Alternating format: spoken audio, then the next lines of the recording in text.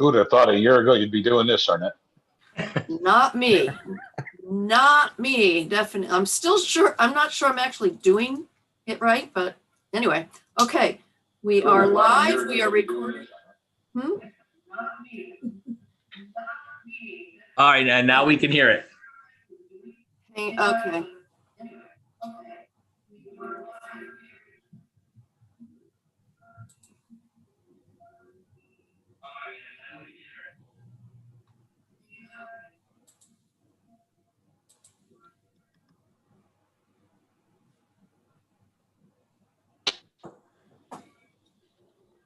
I need to get this to stop playing audio.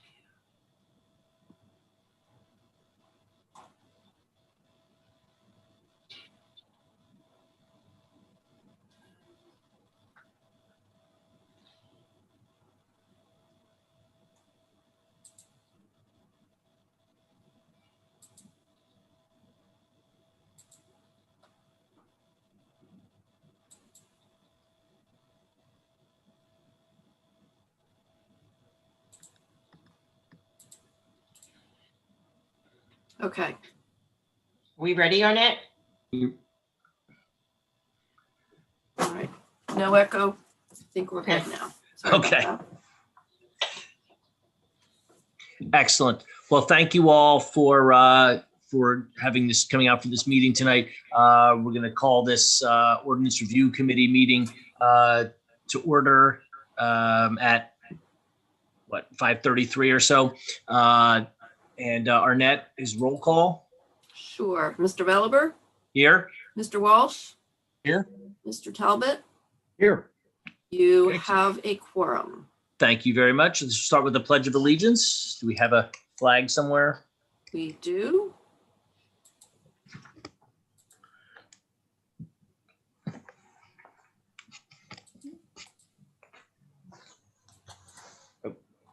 Okay. There we go. I pledge I allegiance pledge allegiance to the flag of the of the United States of America and to the republic for which it stands, one nation, under God, indivisible, with liberty and justice for all. Great, thank you very much. First off, I'd like to apologize for the late cancellation of the meeting the other week, but thank you all for being able to reschedule this. Chief Kasner and Mike, it's good to see you. Thank you for coming to the meeting. It's be good to get your input on some of these things, and as well, I wanted to, I guess we're going to start a little bit on what we've been talking about with sort of the unsafe premises ordinance and the sort of potential for, blight ordinance or a merging of the two, but at least discussion of what we're going to do with these things. And I wanted to, just go over a couple of those. I'm sure you all had a chance, Don and Peter, I'm sure you spent your holiday break reading through the various ordinances, over some food.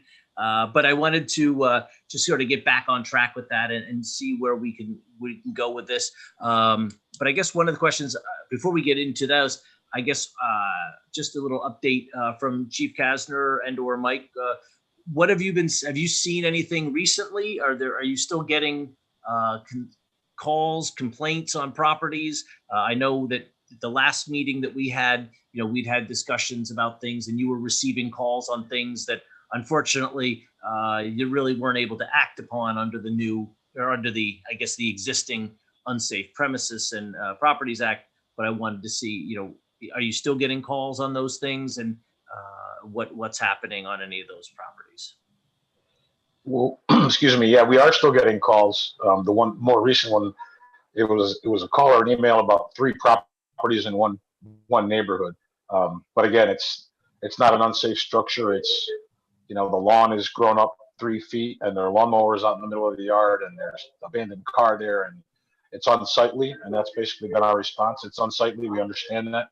We feel for you, but the unsafe structure ordinance as it sits today is not enforceable, which is much to their dismay. But that was my experience, and I wanted to have Mike jump in because I'm hoping that he takes this whole thing over sometime in the future. So Yeah. This is the beginning of- I'm sure that's why he's on the call. I'm sure that's why he's here. So, that's the horn of the bus that you hear coming behind you, Mike. yeah.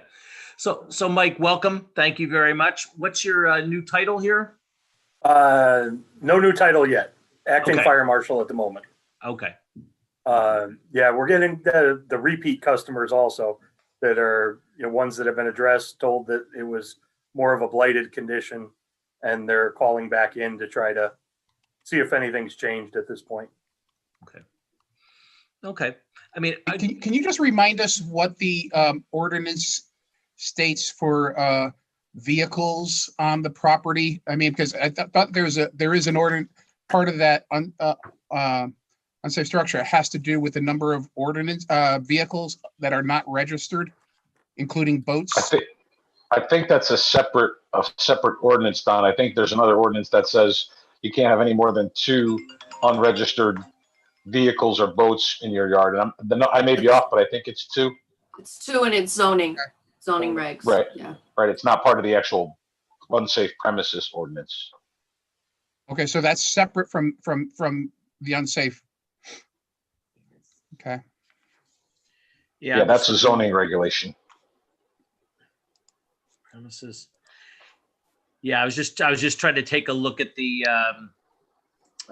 act, Don, and yeah, unfortunately, it talks about unsafe structures, but I don't see anything that talks about motor vehicles in the ordinance as it currently stands. But which actually is, I guess, a good segue into some of the other issues that we probably want to address, which is, adding something about motor vehicles. I think, I had a chance to look through some of those, the ordinances that we've had. Don, thank you for sending the Guilford one. And also, we'd already had the Farmington one from the prior meeting. So thank you very much as well. That was a good comparison, because they're actually they have a lot of differences between the two of them, as well as some of the other ordinances that we looked at. But obviously, almost all of them had a provision in there about motor vehicles and abandoned motor vehicles and what to do with abandoned motor vehicles and how those work out. So ultimately, that is something that, I think we're going to want to address.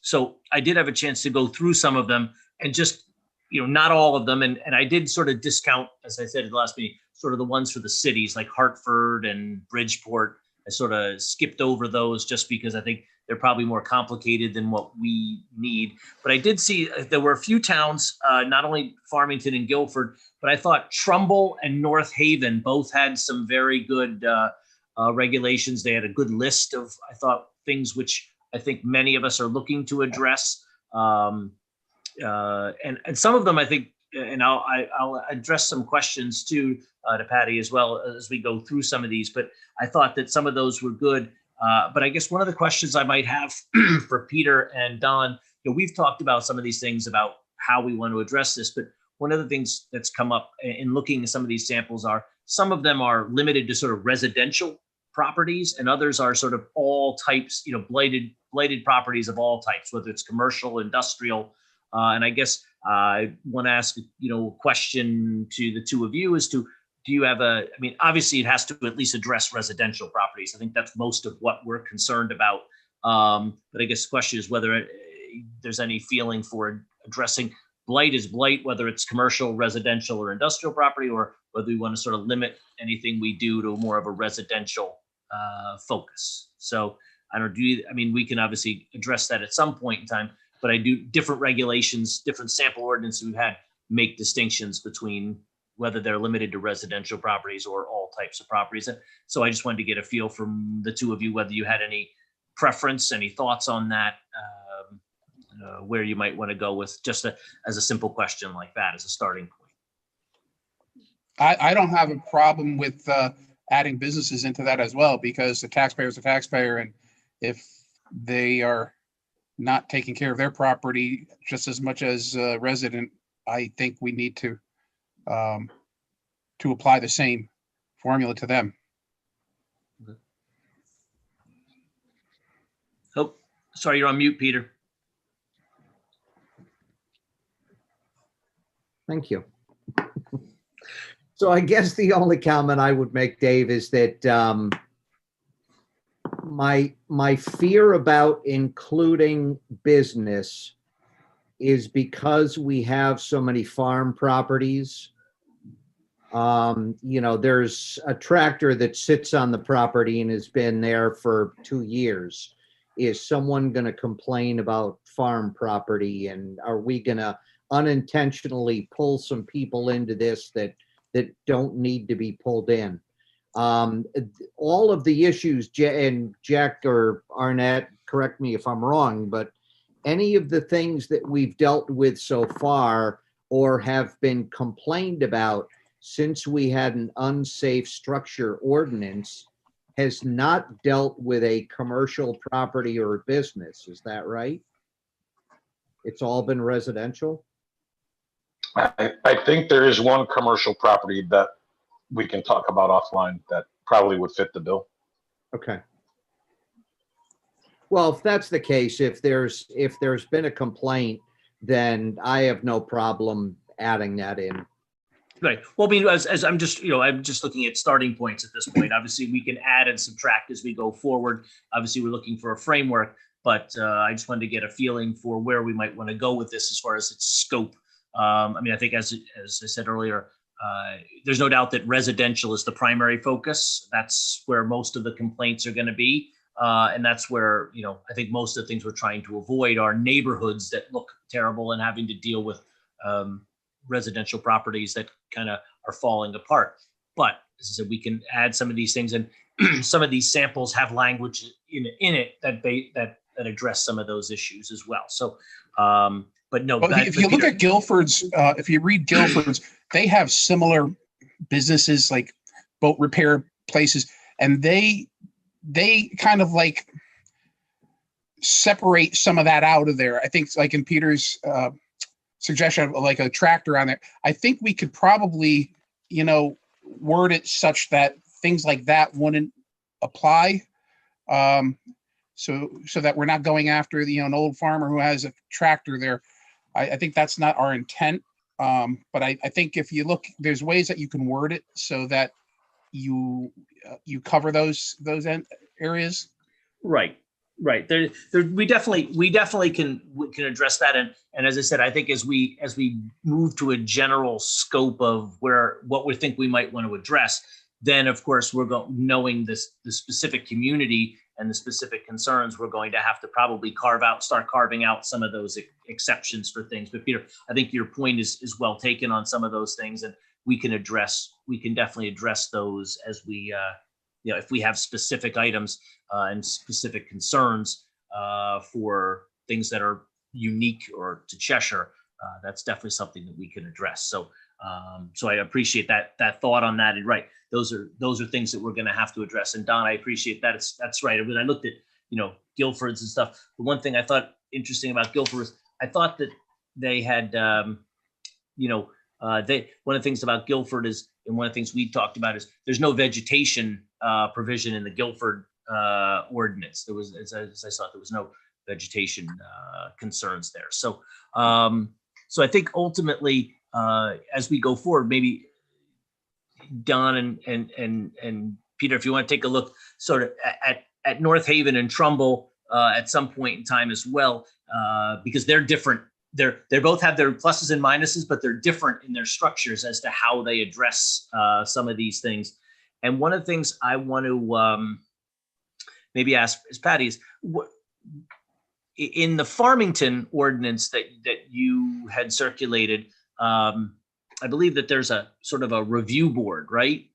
In Farmington, do you have a review board? Farmington, it goes to the town council. Okay, that's right. Farmington goes to the town council. But so that, I guess that's another question, structurally. So I guess there's sort of three ways. I see some of them just have a blight enforcement officer who sort of does what they're going to do. And I guess there are ways, for appeals.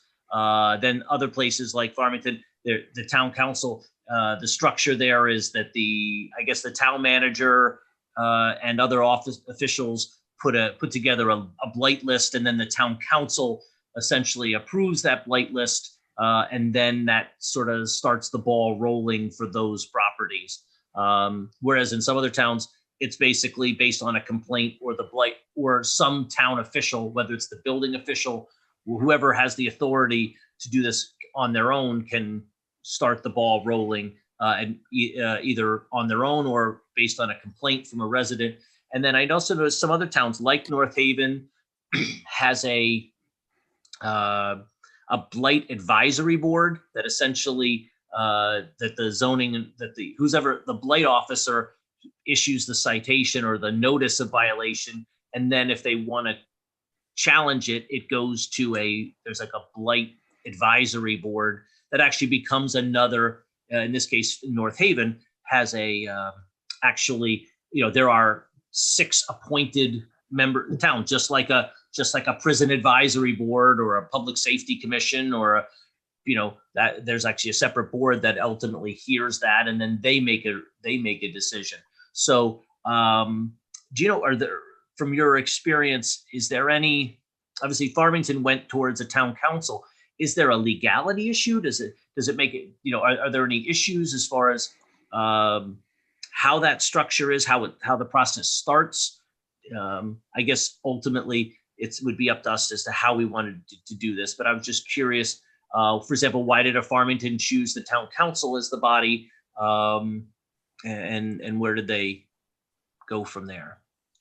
As to the why Farmington chose it, I don't know. It predates my time in Farmington. Gotcha. But you asked me at the last meeting to look through some cases, see if there'd been any town ordinances that had been challenged, and it's very few that have been in various ways. Middletown's was the most significantly challenged for being void because it was too vague, and the court said no, it's not vague. It has to be upheld. But from what I could tell in looking through the court decisions and the various structures, the court, that's not being challenged in the courts in terms of what the process is. I mean, we know that Farmington's was challenged from an exhaustion of administrative remedies standpoint, and whether or not the homeowner went through that process. But overall, these towns all have a different way of how they handle it, and that's not been challenged in the courts. All of them have, however it's been set up, it's been, I guess, a non-questioned issue because it hasn't been brought up. Good. Okay. Well, that's good to know, because as I said, I was looking at the different ordinances, they have different structures, and so, I mean, ultimately the question is whether it's something that we want to go to the council, whether we want to set up another board or commission to be the sort of the hearing board for this, or ultimately have a sort of a blight enforcement officer. So, ultimately, we can work on that. To me, I'd like to keep it as simple as possible. And also my concern ultimately is how quickly can these things be done?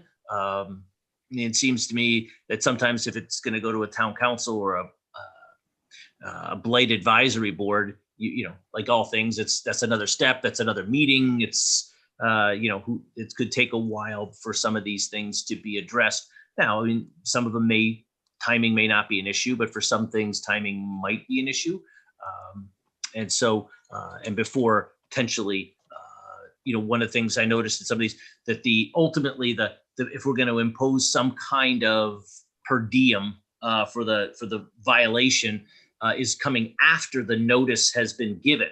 And so, ultimately, if that, depending on where that comes, if we have to wait for a notice to be given, but that notice isn't coming until either the town council votes on something or the blight advisory board votes on something, that's that much more time before that there's really an incentive for the person to remedy the situation. So, but I guess, so that to me is something that, we definitely want to look into, is the structure of how we want to do it. And as I said, different towns have different situations.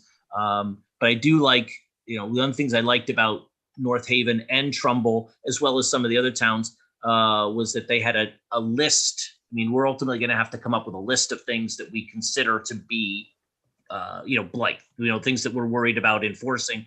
And both of those seem to have a fairly good and robust list that addresses especially some of the issues that we already know we're facing. I mean, Peter, you mentioned the property down there, I think on North Brooksvale, that house down there. You had also, and I've received that letter that you read at the last council meeting regarding properties down, I think it's on Payne or Redstone down there from the Sliz family. And then we've also, seen properties over here on Williamsburg, even on Route 10. And so those are things that we already know, or things that whatever we do are things that we're going to want to address those situations if we can. So, so we can focus on that. I guess one of the questions I might have is in looking at some of these ordinances too, what do you do when, if you're going to try to find the owner of the property and you want to give them notice, but you can't find them? Either they're not there, they don't live in the property. You don't have an address for them. Is some of the, some of the ordinances, contemplate that you leave it at the address, or you mail it to them by certified mail. But maybe that's something we have to look at. One town had a situation where that if you couldn't find them, you could publish it in the newspaper. So is that something that we might, that's something we probably would want to be able to think about. I don't know whether that's something other people contemplate, but there's situations where you may have properties that are sort of abandoned and you can't find the person. So,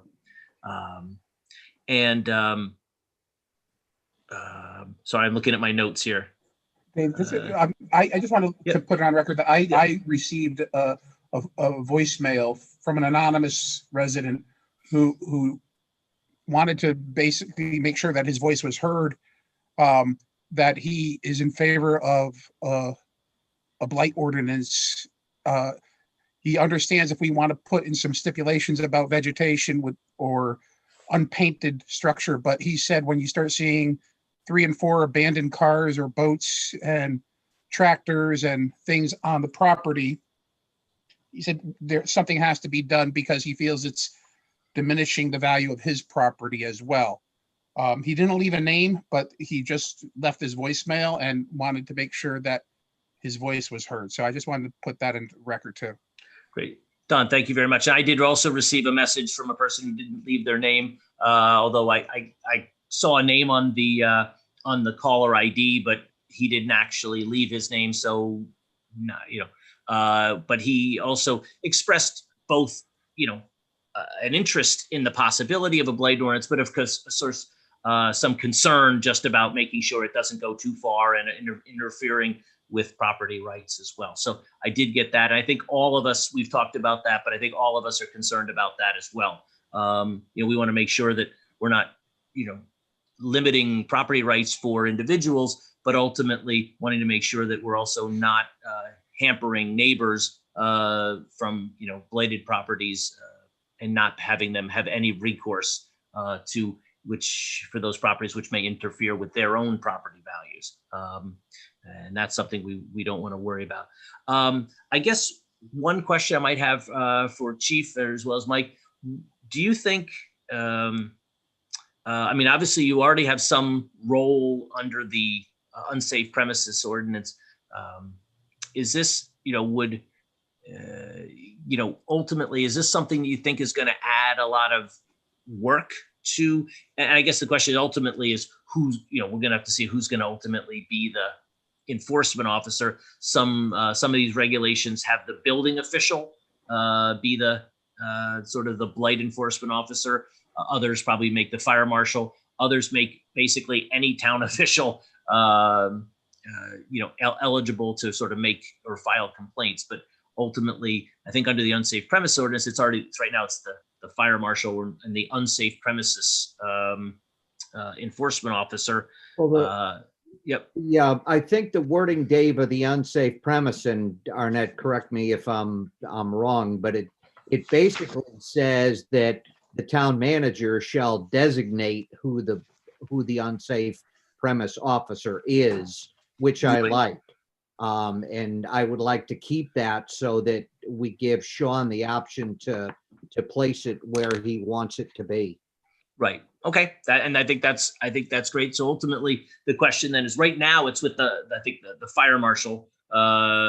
And so the question is, do you think this is going to be a burden? If we have this, is this going to take up a lot more time? Is this going to be, maybe at the beginning, but once we sort of get through the initial rush of people, maybe this is something that may level out. I guess that's my question to you, is how much of a burden is this going to be on town official time, resources? Go ahead, Mike. Am mine? Okay. Yeah, ultimately, it's going to be how you structure the ordinance, depending on what you're going after. Like you were saying, no vegetation. I haven't even seen a draft yet, but depending on how you draft it and how much it's going to entail, it's easy enough to do, to figure out the time frame it's going to take. If it's just vehicles and boats and things of that nature, that's one thing. If you're going after somebody didn't cut their lawn soon enough, that's going to be onerous on any official to try to get to. Right. We don't have a ton of spare time right now. We're a little shorthanded, but the unsafe structure really kind of, that portion of it should stay between building and fire marshals, because we're the ones that are going to bring in, if necessary, somebody to say the structure is not stable. The building official can look at certain things for snow loading. We're working on one of those right now, that most likely the structure is going to come down very soon. And we're working with the property owner to try to get that down and go on. But the structural part of it, I wouldn't want to put into a position of just necessarily a blight officer. That kind of needs to stay. But the blighted, depending on how you structure it, is going to be how much time it's going to take. Right. Yeah. I think it's good. I think it's important that we had one case where that issuing the order and following through is one thing, but if it goes to the point where that we then become responsible for leaning the property and removing the property and demolition of the property, I can say we did go through that, and that took hours and probably weeks or more when we went through that process. So I think it depends on what degree of involvement it requires us to do. And that's just that one case that we went through. The fire marshal probably spent, I don't know, a month collectively, if you added all of his time up, on that one particular problem, which was deemed to be an unsafe structure. But it could potentially take a lot of time on somebody's part. And so on, yeah. Okay. Yeah, because I'm just looking at the list, and I think one of the things that we had discussed the possibility that some of these ordinances do contemplate things like not mowing the grass if it gets over a foot tall, and unsafe premises and structures that are falling apart. But then one of the things that we're also talking about is the interplay between these two ordinances, and whether they just merge into, whether we can sort of merge them into one, or whether we keep them as two separate ordinances. I think in the end, it's probably cleaner to have two different ordinances, but there may be some overlap that we may have to address. So, Don, did you have a question? Anything? No, I'm just trying to contemplate. I'm not sure if, it would be too confusing to have two different ones versus, an unsafe, and I guess unsafe is separate from blight, but Right. I guess maybe it is something that we should keep separate, but I'm just contemplating that right now. No, I get it, and that's right. I did notice some of the ordinances do talk about some of the same things that make properties unsafe are things that would be listed in the list of things that make a property blighted. So that may be something that we could combine them to address. So Patty, were there when it came to, did you have it? I mean, I don't know if you refresh my recollection. Why did Farmington? You mentioned that Farmington has two separate ordinances. They kept vegetation separately. And I think you explained this to us, but I couldn't quite remember. Why did they keep vegetation separate from structure? There'd been a number of vegetation complaints while the blight ordinance was being challenged. So I Okay. think there was probably some strategy about not moving the vegetation into the blight ordinance at the time. It also, it's set up for enforcement differently. So they're not quite subject to this, all of the same steps that you're subject to under blight. It's following nuisance and vegetation more. Right. Okay. Well, couldn't like vegetation also be an unsafe, because I mean, if sometimes vegetation is at the point where it's blocking viewpoints for cars and things like that. I mean, I know that's happened before on my street. We had an issue, and I know the town came out and took care of it. But that could be on unsafe, because it's it's unsafe to vehicles trying to come out on roads that they can't see because a tree or a bush or grass is just overgrown. Right. Yeah. And Farmington's vegetation specifically addresses the shrubs and bushes that grow over the sidewalks and the roads and block lines of sight, in addition to the grasses that are more than a foot high. Yeah. But Yeah. if there's a situation where something is blocking sight lines from roadways, that becomes a police issue, and you don't need an ordinance to send out an officer to have that taken care of. And I guess that's directed at Patty. Yeah. and I was going to say, Peter, honestly, I don't have an answer to that as to how quickly the town can go in and make a change without to cut someone else's. Well, yeah, I'm property, not but, saying, yeah. I'm not saying the town does it, but if, in other words, instead of sending out whoever the unsafe or blight officer is, you could send out, if it's something where it's impinging on roadways, you could send out an officer to knock on the door and say, you got to cut this because people can't see, and it's a safety hazard. Right. And Peter, when you mentioned that, I saw Mike got interested in the conversation there. So, I was just curious. Did you have a thought on that, Mike, as well, or did you? Around the same things that they were saying. For the roadway, there's a portion that the town can take control over for sightline. So it could be done, but if you had it in an ordinance set up, if those people are resistant to doing that, similar to the sidewalks, the town could go in, do it, and either lien the property or go back and forth. The traffic division of the police department, which is also very thin, but they are the authority for anything for sightline. Right. So they could go in and they could say, hey, you got to cut this down. But if the person doesn't do that, the question then is who gets to come in and then make that remedy. And you might be able to give them a little more authority in the nature of it can be done and then paid for. Right. Well, like say for instance, somebody has a dead tree on their property and it's been dead for a year or two. I mean, we've seen those around town. And, does that become an unsafe, because if a strong wind comes in, that could fall across the road, fall across wires, could do a lot of things. And I had a constituent who contacted me about that because they said there's this dead tree in their neighborhood and it's on somebody's property, but they're concerned that any storm could come in and knock that down and it could fall on the street, fall on wires. I mean, to what extent can we do anything about that? A common question, depending on how far back it is onto the property. And we also have heard that many times between property owners, and I'm not the tree expert. The tree warden handles them if they're close enough to the road. But farther back on a property, it's been complaints and trees have fallen and hit houses.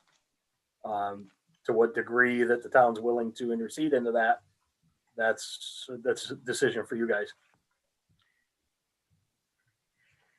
Yeah, Don, I think that's great. And it's interesting. I can't put my hands on it, but one of the ordinances did talk specifically about that, about dead trees as being considered blighted, is in the, they're in their list of vegetation, that dead trees were considered to be part of the blight ordinance. So that is something that we could look at.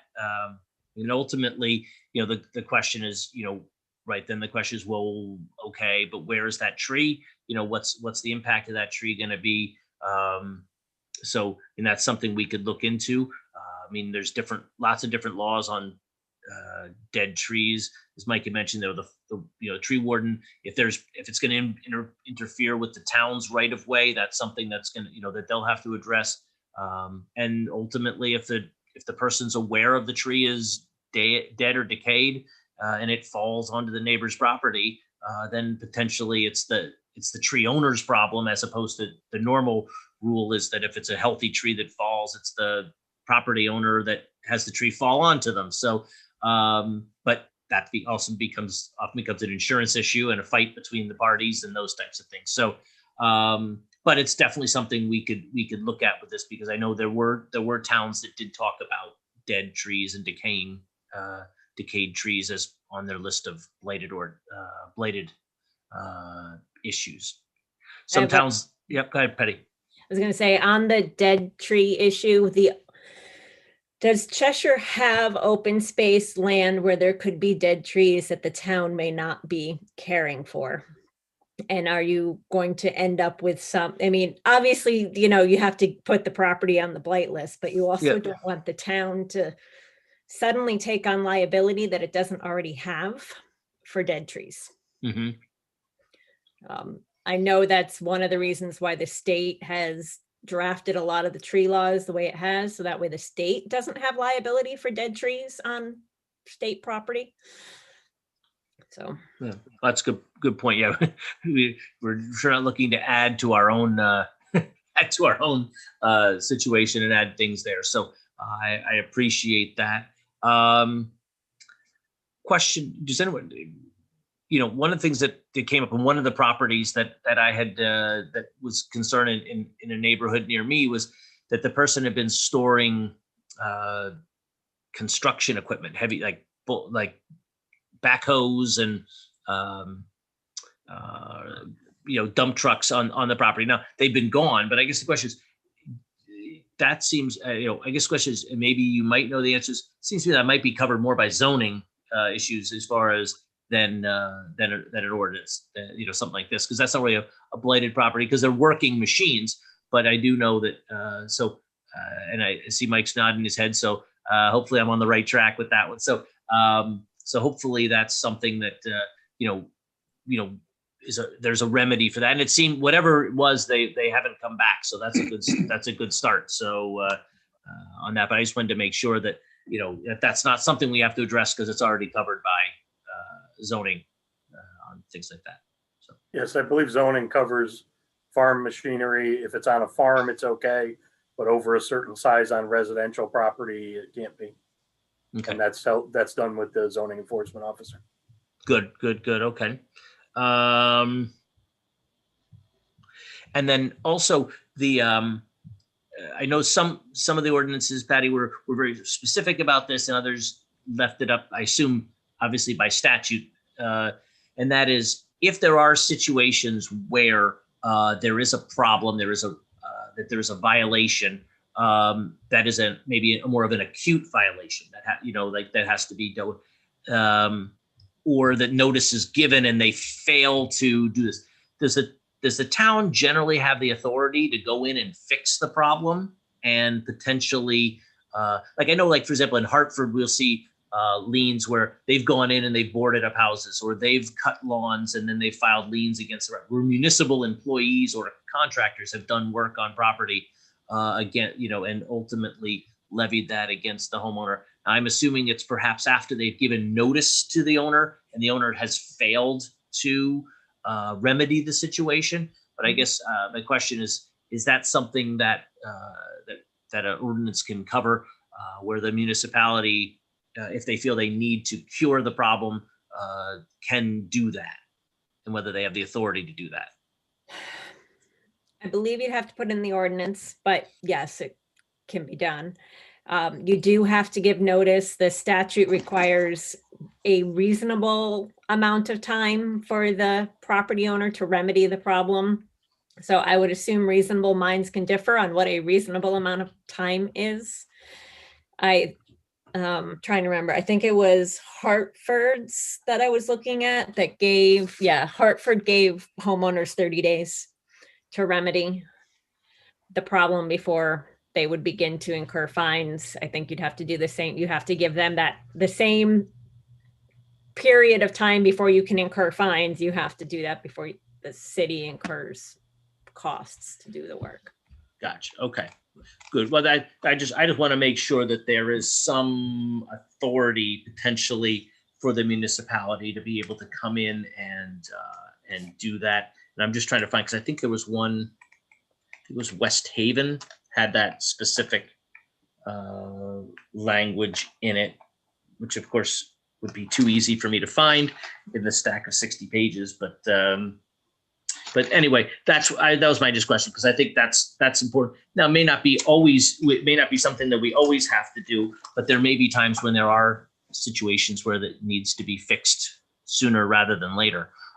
And so we have the ability to go in and do that. So at least that's a possibility, and we can look into the possibility of having that as part of the ordinance as well, or the need to include that. Even if we never use it, we may need that included in order to make it an option if we ever need it. So I think, ultimately, where I guess this has been, interesting for me to get a little more feedback on this.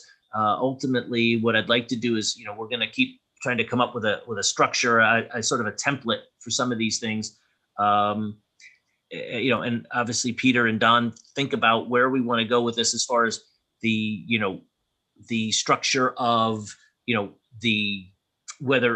who's enforcing it, how do we go about enforcing this, as far as whether we have a blight enforcement officer who, is sort of in charge of this thing, whether we want to go with more of like the Farmington method, which includes a blight list with the town council approving that, or for example, like a North Haven who has and then ultimately has a blight advisory board that we'd want to have as a separate body. I must admit, as I said, I'm a little more leaning towards the first choice than the second or third choice, but you just have the blight enforcement officer sort of run with these things. And then ultimately, if it has to come to the council or as some other appeal body, we can address it, that way. But to have to, shouldn't we, I'm just wondering, should we come up with what we feel the ordinance should be before, and then come up with who's going to enforce it? I think, we've been going around this, but I think we need to probably put down on some ideas of what we feel we want this ordinance to be. Right. I think, whether you want more teeth in it or more bite in it, it's up to us to come up with something to suggest back to the rest of the council what we feel is where this ordinance should go. But I think we all are in agreement that it needs to be upgraded a little bit more so that we can allow the people to enforce it a lot more than what they can do right now. So I'm just wondering, shouldn't we come up with some kind of a structure of what we want this ordinance to be, and then worry about how we're going to enforce it once we figure out what we want? Right. Well, when you say structure, do you mean what the list of things we're looking for, the things? Right. The list of things, like this structure of this ordinance, of what do we want it to say? What do we want it? What do we feel it should say? I think Peter had suggested, almost leave it up to Sean. Let's see what he feels is the best way, maybe to enforce, how he feels it should be done too. Get his input on this, on it. But I'm just thinking that we, rather than worry about who's going to enforce it right now, let's worry about what it's going to be and then how we're going to enforce it. All right. Well, I offer something, David? Yep. Yeah, sure. Of course. I think I have to agree with Don that leaving it up to Sean on who does the enforcement, I think is probably a good thing. But from an outsider, I'm not involved in drafting of this, but it sounds like you've got some really good samples. Why not just take all of the good stuff from the ones that you like, put it together, come up with a draft, and start with that. That would be my simplistic. I like to keep it simple myself, and I don't know that. And when wanted to go back to one other thing was that we get these complaints on a fair basis, and there's been complaints in the past month that Mike has got handled, received, and put to bed in a matter of 2 or 3 days. If we add more layers of bureaucracy, and now it has to, when we get it, it has to go to another board, then it goes to the council. I think that's adding of layers that right now we just get it, handle it, it's done. I don't, you guys are the bosses, whatever you decide you want to do, but we can just get a lot of these things done and put to bed before it even needs to make anybody's desk. That's just my 2 cents. Yep, absolutely. I agree. And that's why I wasn't, as far as I'm concerned, I'm more inclined to go with, ultimately, let's just keep it simple as to who's going to be looking at these things, who's going to be enforcing these things. And then ultimately, Don, I do agree with you. I know we got to come up with a list of things. And so maybe we can put together, I can, if you want, I can sort of cobble together some different parts from different things and circulate them. And hopefully, you guys can obviously chime in on that. Obviously, there's a lot of samples in here. The reason I asked about, that is simply because, right, we've got the list, but then there's also different structures. And so I was just kind of looking at different pieces from different regulations or different ordinances, trying to say, well, if we don't want to do an advisory board, or we don't want to have it come to the council, well, then those sections are gone, unless we're just focusing on just having a blight enforcement officer be the key party here. So we have that, we've got one and a list. And I think you're right that we've got many samples here that we can pull together. And then ultimately, what I'd like to do then is sort of start piecing together some of these and then circulate them. And then hopefully by the next meeting, we can really have a good discussion on what do we want this list of essentially blight ordinance to cover, and what do we want to get at when we're talking about this ordinance that we're not able to get to. We've had these discussions before. We want it to have more teeth. We want it to be something that can potentially address the questions Jack and Mike are receiving from residents, and that we've all received from constituents and other parties in town. So that's what the list does. And I think, Don, that's what you're talking about. Sort of what are the things that we want this ordinance to do. So we can definitely put that together and then circulate that. And so hopefully by the next meeting, we'll have at least a working list of a draft for everyone's discussion, and look at and see how these things can be addressed. And ultimately, are they enforceable? How can we enforce them? And ultimately, what do we want to enforce? Patty, are you under the assumption that if we pick and choose from various towns' ordinances and put them together, and based on the fact that the ordinances have not been successfully challenged, if we pick and choose, are we going to come up with something that is equally unchallengeable?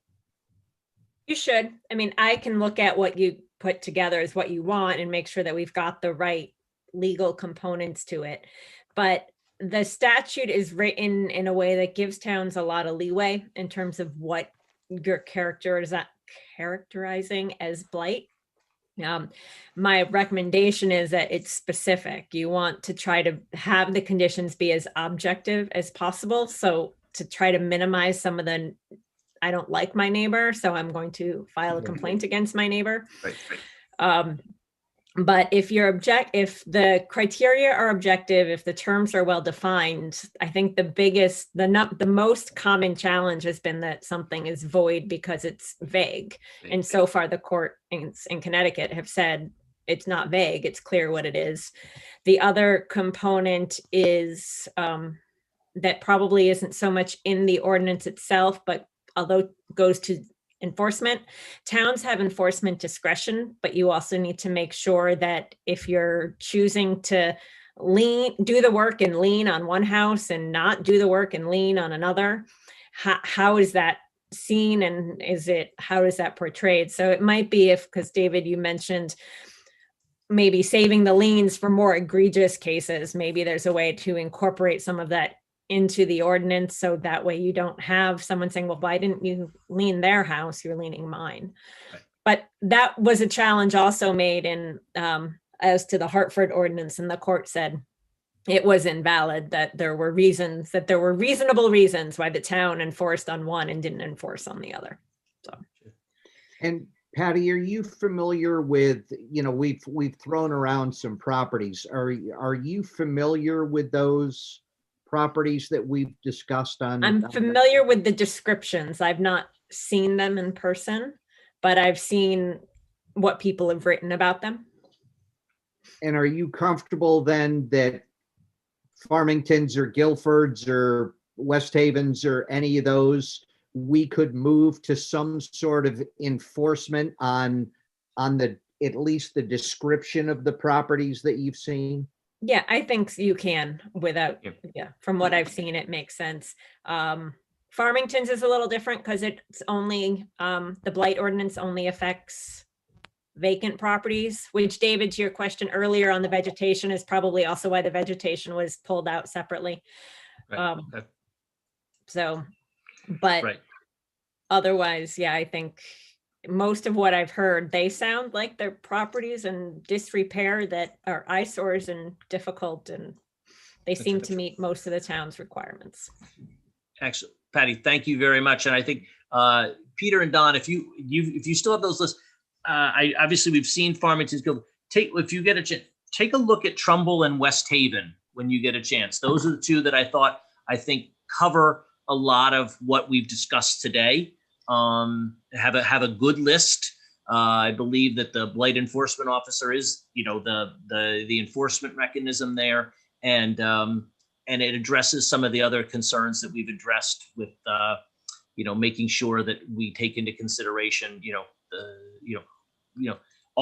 most of these ordinances take into consideration the issue of if the person's disabled, elderly, or low income, and allowing some discretion in those situations too, and how they go. So I think focusing on some of those, I think, can help us limit where we're going to go. We don't have to look at 30 different town ordinances. I think those create some pretty good starting points, and we can always meld things in, but I think those provide some pretty good starting points. So I think if we, I said, that gives us our list, our mechanisms, and where we're going to go with these things, and we can start from there. Excellent. So the next thing I appreciate that, and I think hopefully we'll make up some good ground by the next meeting to have at least a working draft. The next thing we want to talk about on the agenda is the temporary or short-term rental properties, and that was something that thankfully the town. I don't know if you were involved in that with Oxford Court, but thankfully we were able to work out a deal and get a cease and desist order as to the particular property. But obviously, we were, the idea that we're looking at an ordinance with the possibility of addressing this situation going forward.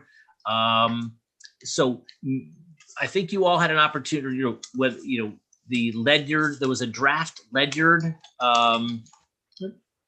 Patty had circulated a short-term rental ordinance from Ledyard, which I thought was actually very good. I thought, ultimately I think is very helpful to the, Patty, did you draft that? Did you draft that? I wish I could take the credit for Okay. it, but All right. as I read it, I agree, David. I said, I thought they created a very nice framework. Yeah, I think this did a very good job of addressing some of the situations. As I said, this current situation has been addressed, but that doesn't mean it may not come up again specific to this property or others in town. So I did have a couple of questions, Patty, and since thankfully you've had a chance to look at it. So I did think it was interesting. This is one that obviously there would be a designated short-term rental enforcement officer. But I did like the fact that it had that one of the things that they required was that they had to have a local property representative, so that if the owner of the property wasn't available, that part of this, the structure required them to appoint someone who was local, who could address any of the issues that are raised by neighbors or the town. And Patty, when you get a chance, take a look, because I can't find it when I looked at it. But in the ordinance, in the definition section, it made a distinction between non-hosted rental and primary residence rental. And I couldn't really tell the difference between the two. And I didn't see anywhere in the ordinance where those defined terms were actually then used in the ordinance to, so they created, and maybe I'm just missing it. So I wasn't sure if you caught that when you read it or not, but in both situations, it says that a non-hosted rental may be used as a short-term rental for no more than 21 consecutive days with no consecutive rental agreements allowed with the same tenant. Well, then on the primary residential one, it just says that the primary residence may be used as a short-term rental for 21 or fewer days with no consecutive rental agreements. So I'm not sure why they really make a distinction between the two. But anyway, I wanted to throw that out there because I can't see, they made a defined term, but then I don't see where they use the defined term. I did not catch that, but I'm looking at it now and I see, I don't think they use it late. I wonder if there was a prior draft. Right. That they ultimately didn't do. So then the nice thing about this is it creates a structure where in order to rent the property out as a short-term rental property, first you have to get a permit for the property.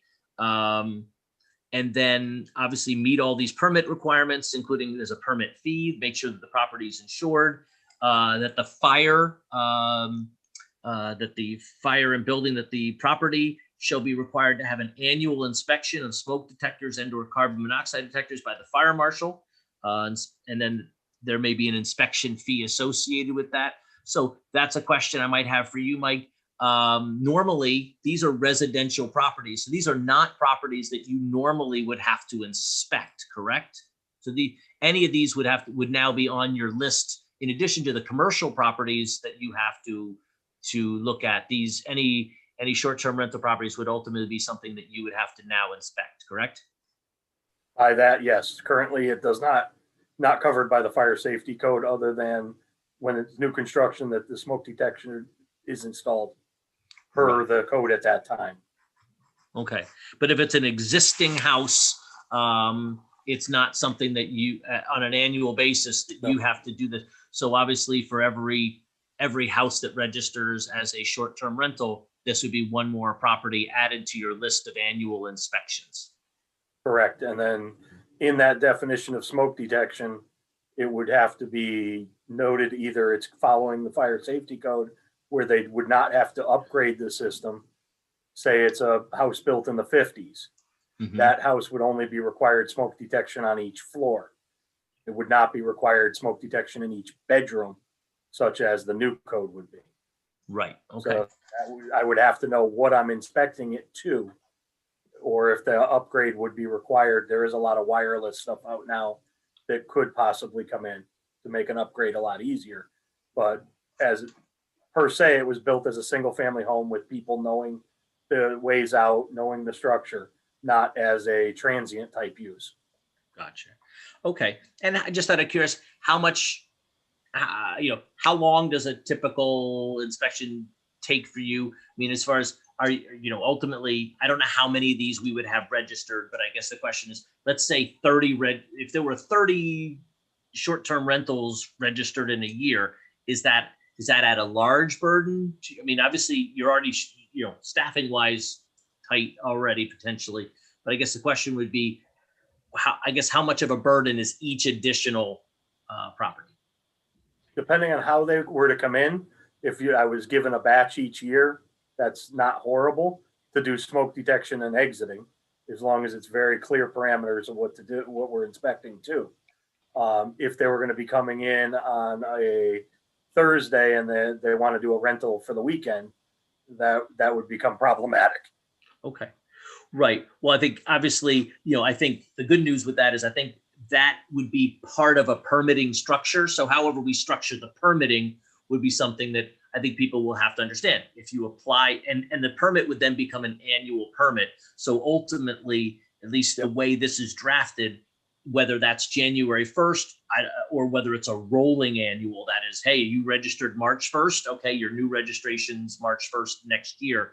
But eventually we would see that on an annual basis, we would know which properties are coming up. And then ultimately we'd have new ones, but they would have to go through the permitting process. And so like all permitting processes, there's a time. I can imagine, but I would hope that we wouldn't have to situation. I need my permit and I need my permit like tomorrow, that type of thing. So, but yeah, that would be part of the permitting process. So we'd have to make sure that that's built into it so that it's not one of those situations where it's a burden on your department or anyone who is doing that. So I would also look as part of that permitting process to have the right of entry form that they're going to have to sign right with that, because I don't have right of entry into that single family home currently. So I would have to have that probably in writing and approved by the legal aspect. Yeah. Yes. And there also is quality contacts for the owner, because a lot of these seem to be owned by somebody nowhere in the area. So access to, I can't spend 2 hours to get access to a 15-minute inspection.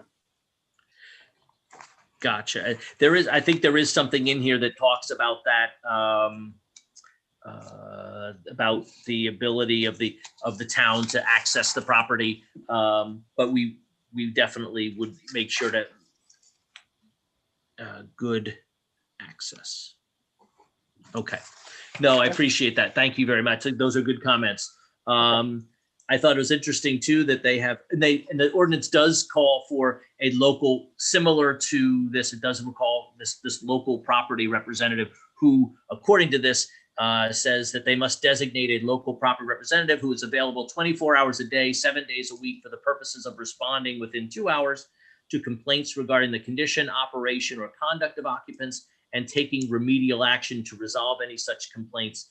And it says that name, address shall be filed with the town. So hopefully that's not necessarily addressing your specific issue, but at least as part of this process, they're supposed to be giving you a name of somebody who is supposed to be at ready contact in case you need that access. So, that is contemplated in this ordinance. And then I also, one of the other things that's in here is it does say that that the owner is then supposed to create an informational packet, which is left at the house for the renters to ultimately, talking about the things like maximum occupancy, noise and use restrictions, making sure that they stay off street parking, directions for trash collection, responsibility to not trespass on private property or create disturbances. And that they're responsible complying, that the renter's responsible complying with this ordinance, which obviously is, as we heard from the neighbor on the Oxford Court thing, that was one of the problems that they were having, is that the neighbors were out, they were loud, and they were trespassing, walking across her yard, parking wherever, even on her yard. So I think ultimately an ordinance like this would help provide that structure and provide notice to the renters. Whether they read it is another matter, but ultimately provide the information to those renters as to where they can park, what they're not supposed to do. And also the ordinance does go on to have a noise and nuisance. This one says disruptive noise shall be prohibited at all time. Quiet hours shall be observed between 9 p.m. and 8 a.m. So it is contemplating that they would be, that they would ultimately be hopefully quiet. Now, Patty, one question I had, and I don't know if you got too deep into this, under the occupancy and restrictions for use, which is on page 3 of 5, it says maximum occupancy of the rental shall be 2 persons per provided bedroom. Children over the age of 12 shall count towards occupancy. Unaccompanied minors shall not be permitted. That makes sense to me. And then restrictions on use. It says a short-term renter may not use a residential property for a purpose not incidental to its use for lodging or sleeping purposes. This restriction includes, but is not limited to, using the short-term rental for a wedding, reception, bachelor or bachelorette party, banquet, concert, fundraiser, sponsored event, corporate party, or retreat, or other special event. Such activities, events, or other similar activities or commercial activities or use and are prohibited. So I guess my question though is, this is only if it's being used as by a potential renter for those purposes, right? I mean, this property, if I owned a property, and even though I've listed it as a short-term rental, I can still use, that doesn't limit my use of the property for these purposes. It's only that I can't rent it out to somebody else to do those things, right? Yes, that's how they have drafted this ordinance, which I think it's important for the sake of not limiting someone's individual right to use their property in some way. Right. I think they make a good point that some of those activities are commercial and probably wouldn't be permitted anyway, but by the private homeowner. But carving that to limiting to what the short-term renter is allowed to do, I think that also alleviates a lot of the concerns that the neighbors were raising at Oxford Court too. Well, that was going to be my question. I guess my other question is, and Jack, maybe you know the answer just because you've been out to the property, or like, and that is, when we had the neighbor come in and she sort of spoke at a meeting we had a couple meetings ago, she wrote the sheer numbers of people who were there at this property on some of these things. And I guess my question is, if we were to limit it, this would limit it to 2 persons per bedroom. So that would only, at max, let's say at a 5-bedroom house, that would only be 10 people. But, obviously she was talking about having numbers of people that well exceeded, I think, 10 people over the course of time. Right. So. Yeah, they were, from what I was told, they were having family reunions. The people were meeting from New Jersey and Massachusetts and other states this would be their meeting point.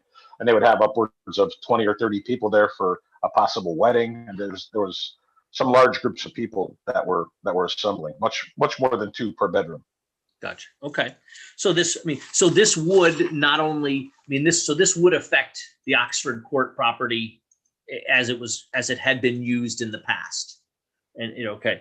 And then also, as you just mentioned, it also may have affected, the next paragraph would have affected them as well, because some of those uses may be in contravention to some of the things that are listed here, including a wedding or a reception, or different events. So I think, that's is that what you want to do? If somebody wants to rent the property, and I'm just thinking a little bit outside the box. If somebody wants to rent the property to hold a wedding on a large venue, say you have 20 acres and you have a 3-bedroom house, and you want to rent it out for a wedding, does the ordinance preclude you from doing that, renting it to a family for a weekend and having them have 50, 60, 100 people come in from other parts of the Northeast to attend your wedding for a 1 or a 2-night thing? I'm not sure if that's what your intent is, but I think the ordinance sounds like it would not allow that.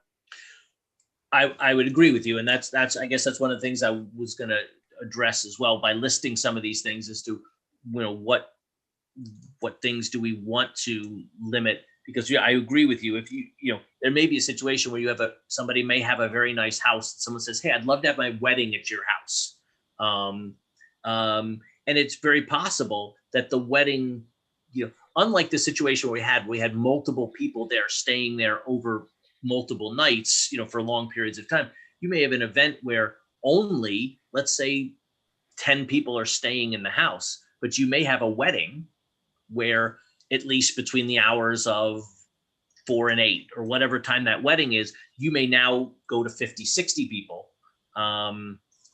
So that you have a wedding event that occurs, people come there, but they're not staying there. They're just coming there, attending the event and getting out, leaving you with only X number of people who are staying in the house, whether it's the bride and groom who stay there or family members who, it's convenient for them to stay in the house. So I guess ultimately that is something that we may want to look at, but I think this is a good structure. Yeah, Don. Sorry to interrupt. How do you enforce that, like, how do you know if they're really renting unless you are doing your due diligence on, vacation rental or .com or one of the, I mean, how do you know, how are you going to know if they're actually renting it? Like you were using it, hey, somebody came to them and said, hey, can I rent your house? How do you know that unless they come to the town and say, hey, we're renting our house? How do we know that?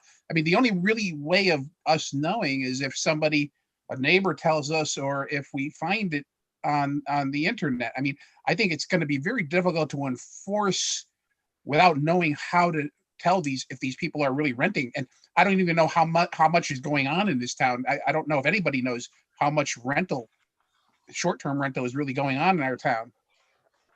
Right. I think, Don, that is a good point. One of the things that the ordinance does talk about, though, is the idea that technically, where's the part about violation? Because technically, if you are renting your house and it meets the definition of a short-term rental, and you don't, and you don't do that, I guess potentially you could have an action brought, or I think, potentially the police can come and sort of, I think, potentially shut this thing down if there's an event going on that would qualify for this under this ordinance, but they didn't register, they didn't get their permit, so they would be acting without a permit, and potentially there are, I guess, I don't know, Patty, maybe that's a better question for you. What is if they didn't register for a permit and they are using it as a short-term rental, what is the remedy on the part of the town? Depends on how you draft the ordinance, and how you set it up. But the way Ledyard has drafted it is that they leave it open for legal action penalties. Right. In some ways, to Don's question, I think it's not even necessarily that you're looking to enforce every short-term rental out there, but you're looking to have a way to counteract these party type houses. And when one of the, and then there's sometimes a question of how it fits into zoning or not, and having an ordinance on the books gives you some enforcement mechanisms, and zoning enforcement officers aren't on duty Saturdays and Sundays when some of these bigger parties are occurring. So giving the town a mechanism to enforce it outside of your normal public safety type codes, it gives you a way to actually shut something down if there's complaints about it. Right. Yeah. And have we had much, besides this one house on Oxford, have we had others or many others, or is this one that we've had and now we're gonna make this whole thing? That's what I was just gonna say, Don. Arnett, are you familiar with, and sorry to drag you into the fray here, but other than Oxford Court, how many other complaints are you aware of? None. We really haven't heard any other complaints. Either there are none or they just haven't risen to the level where they've come to the town. So Unless Don, Jack But there are other houses on VRBO Yes, that are in Cheshire, that other rental places that you can rent them. yes. So I don't know if it's just something we haven't gotten to yet, but there are probably a half a dozen houses across Cheshire that are on the various vacation rental sites. I'd say Who at would least, have thought? yeah. And a lot of them are owner occupied, and it's just a portion of the house. Right. It's Right. Well, rented. that's right. And that was going to be one of my other quick questions to Jack or to Mike or even to Arnett.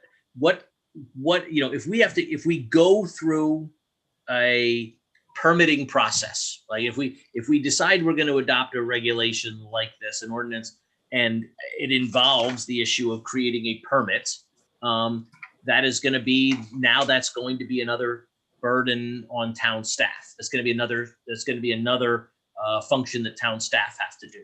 So I don't know how big a burden that's going to be. If we're only talking a half dozen, maybe that's not a huge number, but it's still an extra thing that's going to have to get done for an ordinance that obviously may not be the main impetus for this ordinance has been resolved at this point anyway. So we're creating a potential ordinance for the future, and the possibility that either this comes back or somebody else comes back and has that remedy. So I guess ultimately my question is going to be, is this something from a permitting standpoint, something that we want to get town staff involved in? I don't know how big a deal it would be from a timing perspective. So if someone has an idea from a permit standpoint, what, this structure, a permitted structure, how much time does that probably add to to something that I know it's tough to quantify timing, but I was just curious whether that's something that we want to create that burden on the town staff at this point. So that's something we think about. And can I ask a question? Sure. So is the goal here to prevent any future occurrences like we had on Oxford Court? Or is the goal to give the town a tool to address issues that arise when they arise? Well, as I see it, I think this is really a tool for monitoring these short-term rental properties on the, and giving an opportunity for a situation where if a problem does arise, that there is a structure by which the town has an enforcement mechanism rather than relying solely on zoning and having to go and get a cease and desist order or something of that nature, as a potential remedy for the town. That's all. So, Well, I but guess- that's something. Go ahead, Peter. No, I was going to say, I guess based on that, David, what I would say is, and I know I don't represent the party of less government, but in this case I will. This sounds to me like an ordinance in search of a problem. If this has happened once, we received complaints, we found a resolution, and the problem is gone, I guess I wouldn't be in favor of doing an ordinance for the sake of doing an ordinance. We've got Ledyard that we could implement in, if we needed to on a relatively short basis, but if there's only been one complaint and that has been resolved, I'm not in favor of throwing in ordinances where they may not be needed. I have to agree with Peter on that as well. I'm just thinking it's putting more work, more burden. I mean, if this starts becoming an issue and a problem, then I think then we address it then. But I mean, it's our first issue and we resolved it and we can move on from here. And yeah, there's 6 other properties and we haven't had any issues with any of them yet. And if they're owner occupied, more chances than not, they're not going to have wild parties there if the owner is there and they're renting it to people. So I would go with Peter and say I think maybe it's not worth doing an ordinance at this time. Okay. Well, that would be fine with me. I don't.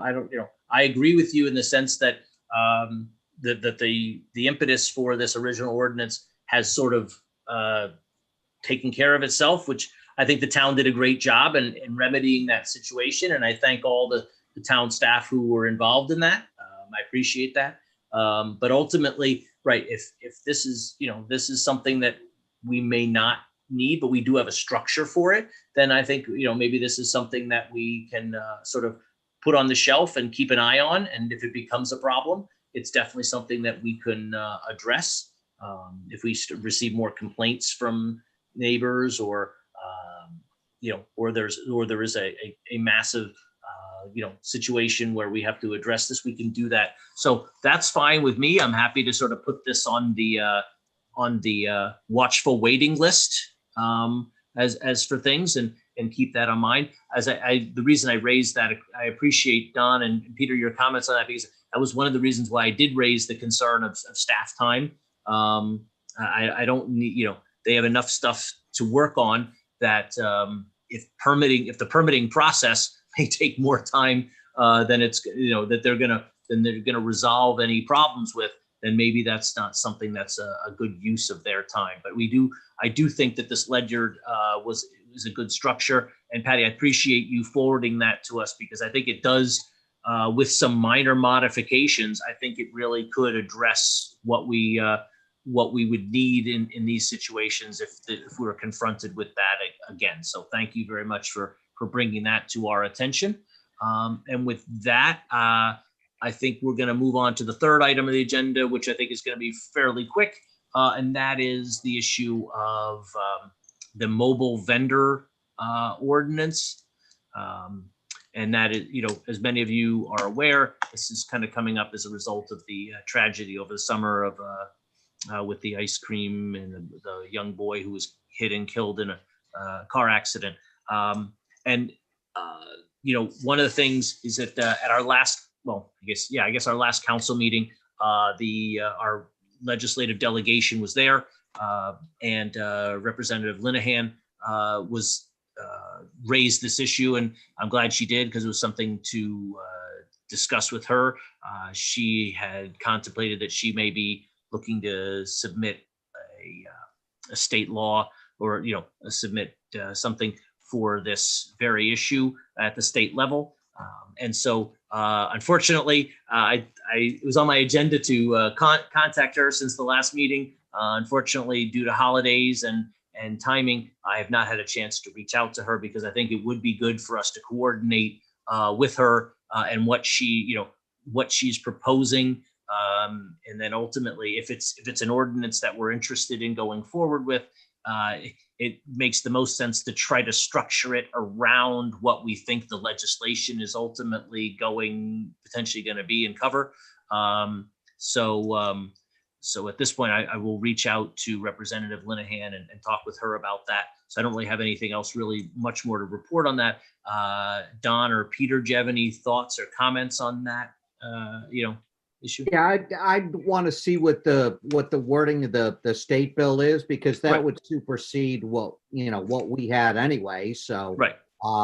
Let's see what it entails, and if it looks like it has legs or not, and we can base our decision off of that. Right. That's what I was thinking too. I mean, it's going to be, ultimately, right. It's going to supersede any of our ordinance, and it makes sense that, if we have an idea, right, if it's going to have legs, if it's going to go somewhere, we might as well be working in tandem and structure around that legislation, then come up with something only to find out, oh, well, we need to modify this and this and this to conform to the new state law. So anyway, so I appreciate it. Don, anything on that one? Well, I agree. I think it's something that we should sit back and wait on. I think we all know that we want to make sure that our kids are safe out there, and especially, when they're just going to get an ice cream or something. And what happened in town was a tragic accident, and we want to try to see if we can stop these kind of accidents from happening again in any way we can. And I'm sure that's what the state legislatures are going to start doing first. And then whatever we can do after that, I think will be based on what they do. I mean, I'm sure if the state does come up with something, and if not, then we might have to address it ourselves. Right. I agree. I think that's makes the most sense. And so Don, Peter, thank you very much for that. And I will, so any other matters to, so we'll sort of, I'll get, for the next meeting, hopefully I've had a chance to speak with Representative Linehan and find out a better idea of where something on that nature may be going, as far as its submittal, language, track, trajectory, those types of things. So anything else before the committee? Anything else? All right. Well, I thank you all for your time and your thoughts on this, and hopefully hopefully have a chance to maybe circulate at least a working draft for a proposed possible ordinance, or at least a framework for one for the next meeting, and then we'll go from there. Thank you all for coming out. Mike, great seeing you. Chief, thanks for you coming out. And also, again, I know I sent you an email, but thank you very much to you and to your department for the bringing Santa around town the other night. That was a well-received event. I know one of the things I heard was from a lot of people going, darn, I wish I'd known more about it. I would have loved to have seen it. So I think for its inaugural first first annual hopeful event. I think it's going to be a big hit next year as more people know about it and are excited to go out and see Santa drive around town on a fire truck. So thank you, and to your everyone in your department for putting that together. I know they had a very busy day on Wednesday. So the house fire in the morning and driving Excellent. Santa around. So Look for a bigger, better event next year. We've got plans. absolutely. Well, your department does a great job, and we really appreciate all they do. And this was a well-received event, and especially in this year, everyone loves to have an event like that. And nothing brings joy like some fire trucks driving around with Santa on it. So Agreed. yeah. So thank you all very much, and Happy New Year. Thank you. Motion to Sir, adjourn. I will move, we adjourn. Second. All in favor?